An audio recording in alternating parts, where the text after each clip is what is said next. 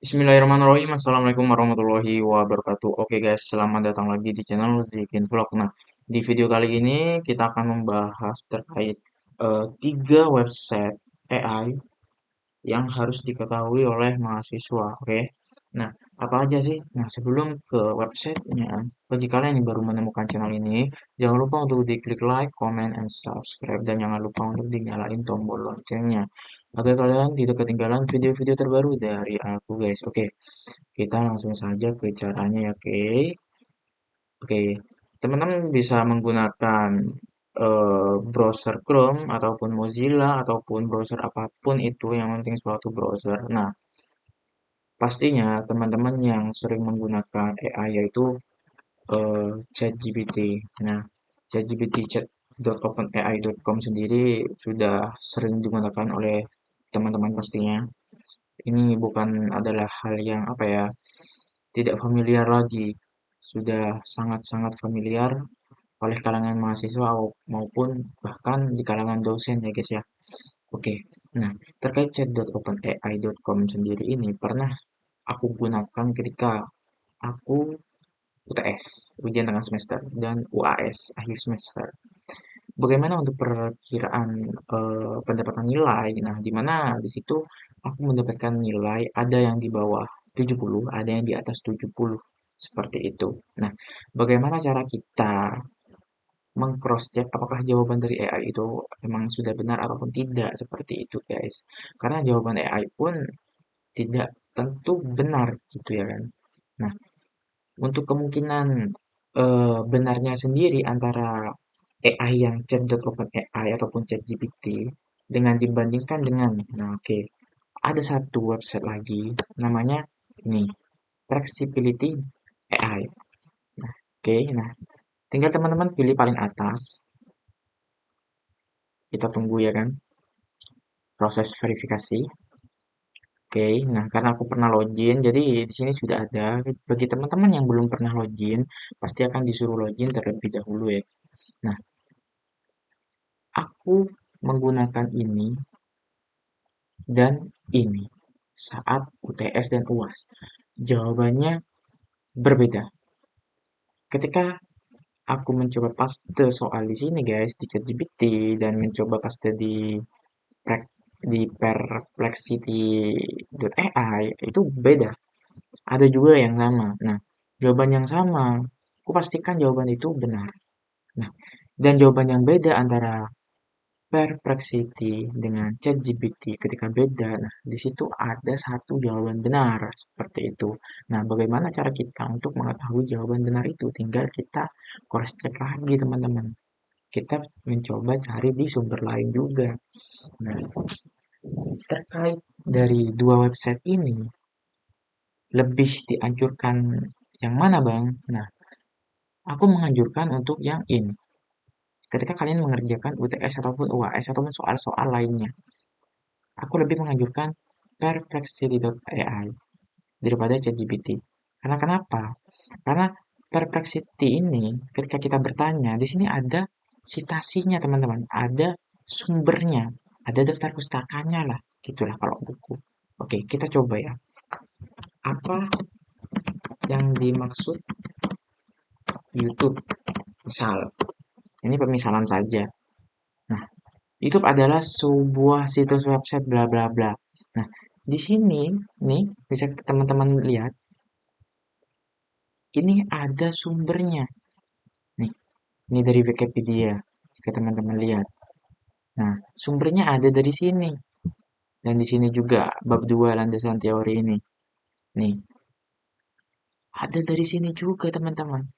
Nah, terkait stasinya itu ada gitulah. Walaupun memang ketika teman-teman di perkuliahan tidak boleh menggunakan artikel seperti ini karena artikel dengan jurnal itu kan beda. Ketika artikel di tadi, sorry, bedanya di mana teman-teman? Nah, sekaligus kita bahas itu ya. Ketika kalian bukan menggunakan artikel ilmiah, bukan dari jurnal penelitian, nah, artikel itu hanya suatu opini ketika kalian melihat di website seperti ini, Wikipedia, Kompas TV, seperti itu. Beda lagi ketika teman-teman menggunakan suatu jurnal ilmiah. Di situ bukan opini lagi, di situ sudah pernah melakukan atau sudah dilakukannya penelitian, teman-teman. Nah, kalau website seperti ini hanyalah suatu opini belaka, seperti itu.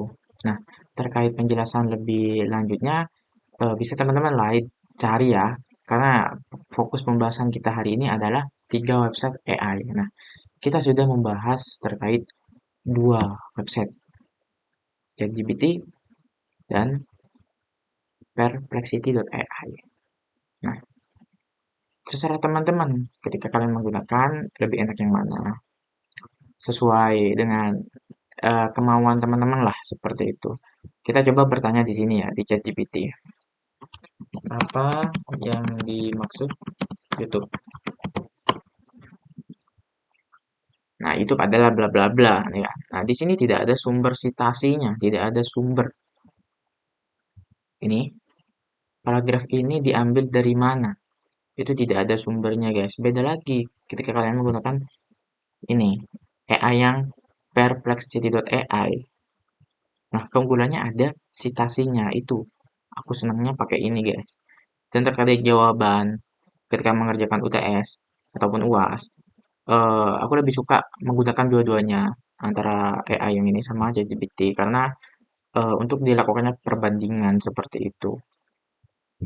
Oke, setelah kita membahas 2 AI ini, ada satu AI lagi yang sangat bisa membantu teman-teman mahasiswa terkait analisis jurnal. Oke, namanya apa? Humata.ai. Ini Humata.ai, guys. Kita login dulu ya.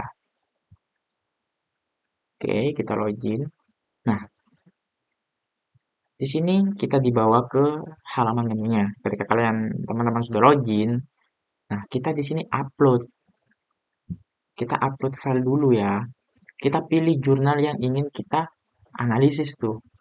Misal jurnal yang ini. Di sini aku mempunyai beberapa jurnal yang sudah aku download. Kita tunggu sampai proses upload selesai ya teman-teman ya. Oke, di sini hitung mundur, kita tunggu sebentar.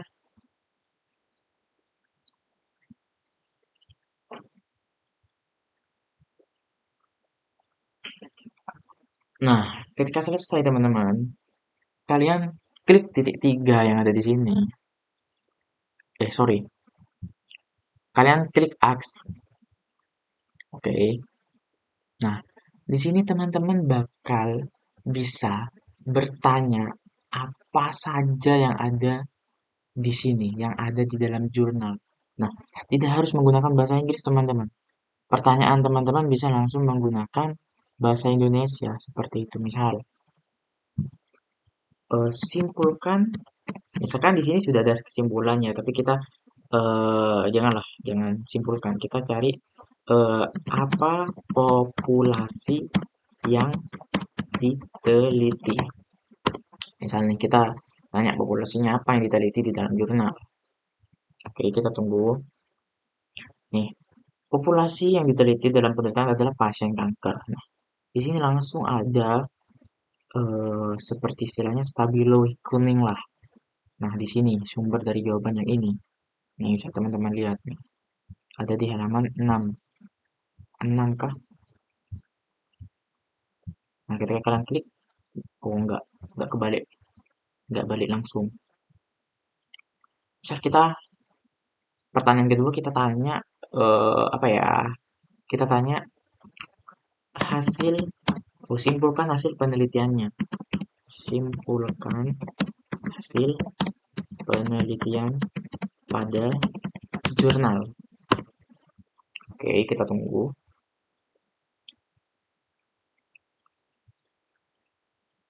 Nah, hasil penelitian dalam jurnal tersebut menunjukkan bahwa terapi musik dalam mengurangi pasien kanker nyeri bla bla bla nih kan. Nah, ini sangat berguna sekali terkait analisis jurnal teman-teman. Sangat-sangat bermanfaat seriusan. Humata.ai. Namanya Humata.ai ya. Oke, kita review kembali dari awal.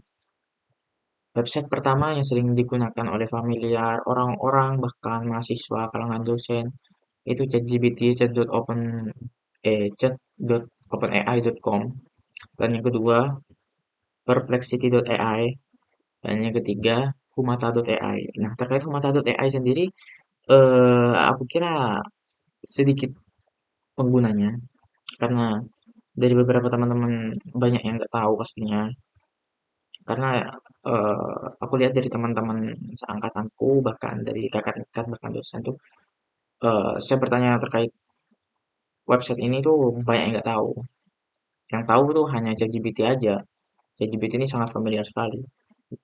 Kalau perplexity.ai itu beberapa teman-teman banyak yang menggunakan, tapi tidak kebanyakan juga daripada ChatGPT. Apalagi humata.ai banyak yang tidak menggunakan. Nah, tapi di sini kita memanfaatkan perkembangan teknologi ini bukan untuk membodohi kita ya. Ini sudah kita dikasih apa ya? Dikasih gampang lah.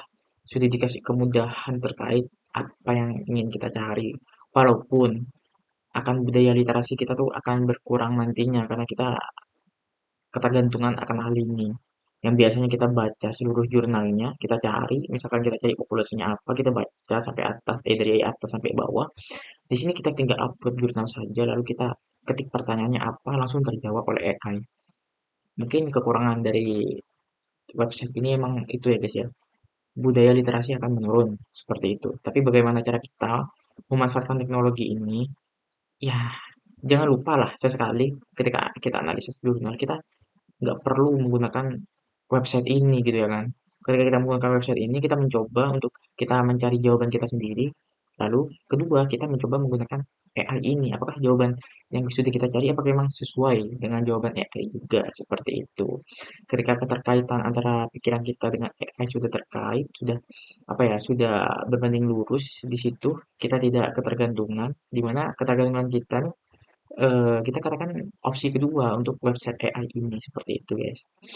Oke teman-teman, mungkin itu saja terkait 3 website yang kita review pada konten kali ini. Semoga dari apa yang aku sampaikan bisa menjadikan amal jariah, bisa dijadikan sebuah manfaat lah bagi teman-teman semua, apalagi di kalangan mahasiswa khususnya, ataupun dari kalangan dosen melihat konten ini, tidak menutup kemungkinan bahwa memang kita tidak boleh buta akan teknologi ya Bapak Ibu dosen mungkin yang melihat konten ini entah dari dosen mana ini. Mungkin kita emang sebagai mahasiswa khususnya sebagai agen perubahan memang bisa dikatakan harus follow the trend, kita harus mengikuti tren apa. Walaupun kita follow the trend, kita eee, harus apa ya, skeptis. Kita menganalisis apakah dari beberapa kemajuan teknologi apakah memang bisa dikatakan membantu kita ataupun bisa membodohi kita. Tinggal bagaimana cara kita untuk menyikapi seperti itu. Tinggal bagaimana cara kita juga mungkin cara Bapak Ibu dosen menjadi sebagai agen promotor ya kan, promosi ataupun sebagai agen preventif juga menanggulangi ini. Bagaimana cara kita untuk menggunakan perkembangan teknologi ini secara baik dan benar, bisa diedukasikan Bapak Ibu seperti itu. Nah, takutnya bagi teman-teman mahasiswa yang apa ya, inginnya instan, apa-apa menggunakan AI, apa-apa menggunakan AI, itu sangat tidak baik menurut saya sendiri sebagai mahasiswa, di mana saya sendiri masih menggunakan apa ya, pikiran asli lah, pikiran pola pikir pribadi lah, paradigma pribadi daripada menggunakan AI. Nah, di sini saya hanya mencontohkan saja, saya memberitahukan bahwa disclaimer, penggunaan AI ini bisa menjadi buruk dan bisa menjadi baik bagi kita. Bisa menjadi baik ketika kita memanfaatkannya secara baik dan benar. Tidak melulu kita menjadikan AI sebagai opsi satu kita dalam mengajarkan tugas-tugas kita di bangku perkuliahan.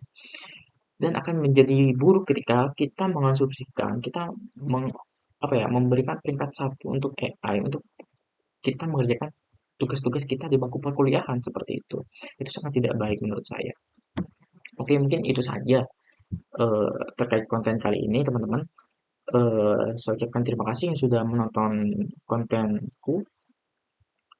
Okay, don't forget like, comment, and subscribe. See you to the next video. Bye bye. Wassalamualaikum warahmatullahi wabarakatuh.